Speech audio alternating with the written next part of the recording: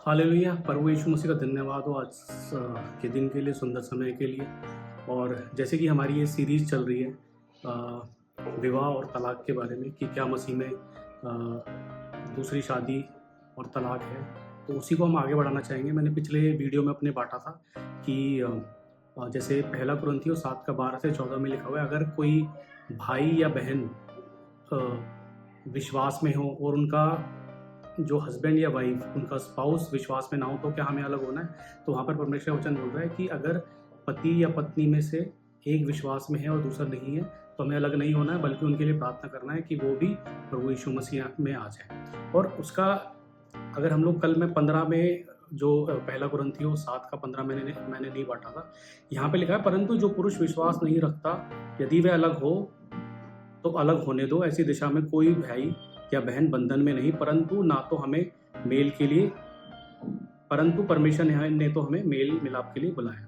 तो हम लोग क्या देखते हैं कि यहाँ पर अगर बोल रहा है परमेश्वर का वचन कि अगर कोई भाई या बहन, कोई पति या पत्नी में से एक विश्वासी है और दूसरा नहीं है, और वो अपने पत्नी या पति से अलग होना चाहे, तो वो हो सकता है।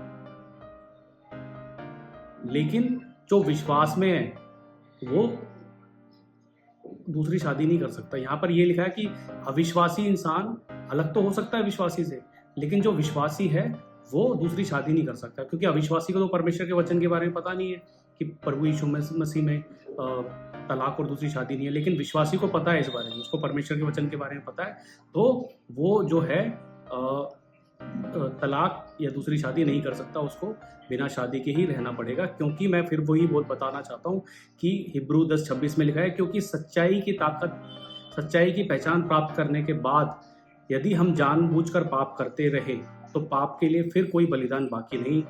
ठीक है, तो यहाँ हम लोग बार बार देख सकते हैं कि ये बातें अविश्वासी लोगों के लिए है।